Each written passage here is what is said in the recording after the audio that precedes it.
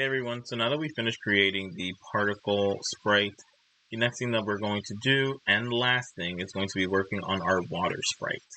So, the only thing you guys have to consider is inside of the platform tab, when I go into costume, this purple level that we initially had to start off with, it didn't change it too much and it still has this section. This is where the water is going to be added. So you just have to pay attention into what section the costume is in. So for me, it's on the third spot. So that means in level 3, this is where this level is going to appear, which essentially also means that that's where my water has to appear too, and I have to keep that number in mind.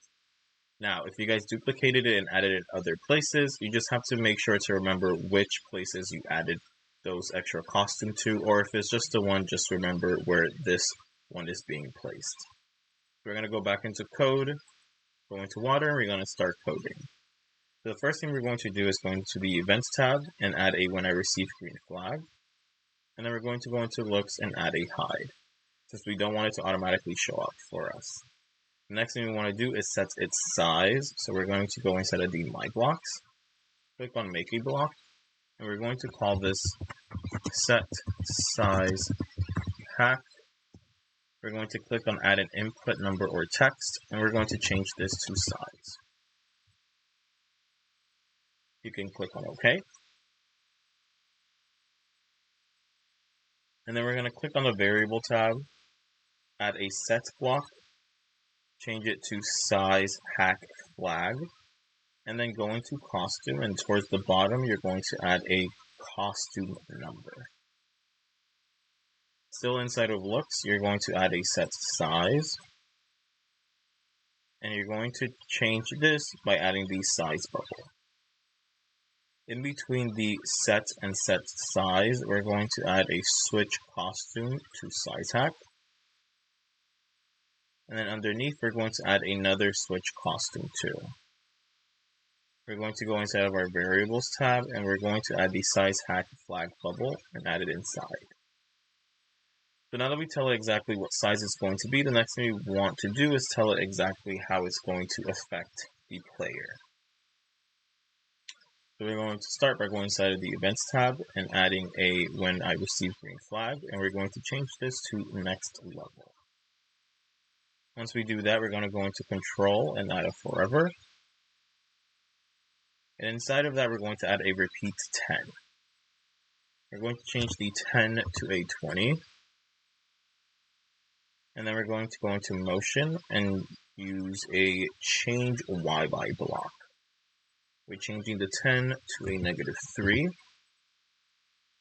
And since we actually need this to happen again, we're actually going to duplicate the repeat, add it to the bottom, and this time instead of a -3, we're going to change this to a +3. Now that we have that, the next thing we want to code is how it's going to be positioned. So we're going to go into the Events tab, add another When I Receive Green Flag, and change it to Next Level. We're going to go into Looks and add a Go To Front layer and change it to Back. Then we're going to add a Show. And then we're going to add a Switch Costume to and change the size hack to 1. Once we have that, we're going to go inside of the Motions tab and we're going to add a Point and Direction 90. And then a Go To XY block, changing the X to 0 and the Y to 0 as well. We're going to go inside of Control and we're going to add a Forever underneath. Go back into Motion and add a Go To Random Position, changing it to Platforms as that's where it's going to be positioned. And then we're going to add a Point and Direction, go into Sensing, add a backdrop hashtag of stage inside of it, change the stage to platform, again the same place that we're going to be adding it, and then changing it to direction. So now that we have that, the last bit of code that we need to add is going to be in what level we want it to show. And this is going to be a little bit different depending on how many times you guys added that level to your game. So we're going to click on the Events tab and we're going to add when green flag is clicked. You're going to change this one to next level.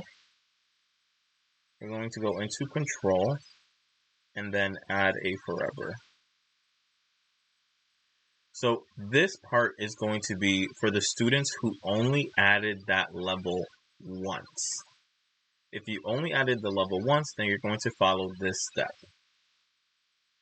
Instead of control, you're going to add an if-then. You're going to go into operators, add an equal sign.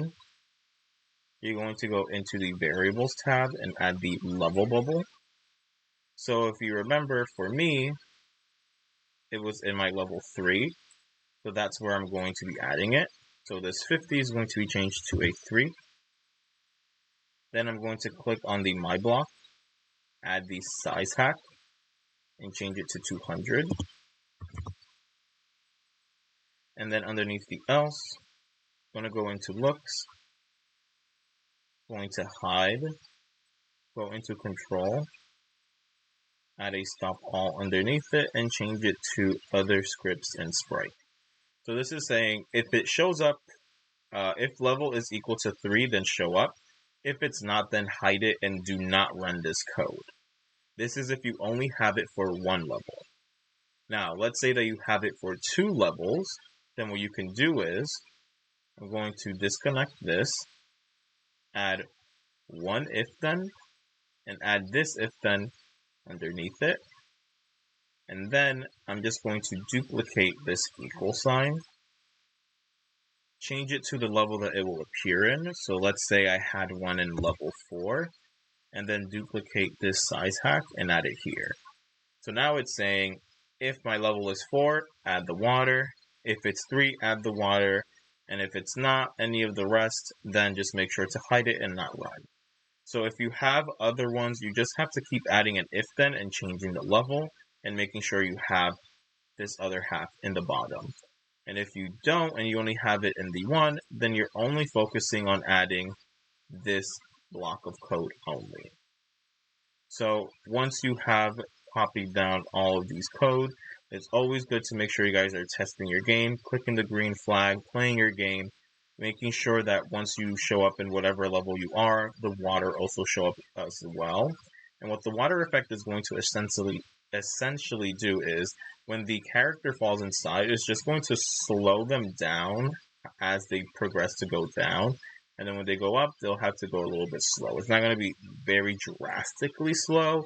It's only going to be just a little bit too, because we don't want it to be too annoying when everyone is playing the game. But if you do want to make it slower or a little bit faster, you just have to change these 2 blocks here, making sure that the top one always stays as a negative number, the bottom one stays as a positive number, and they're both always the same number.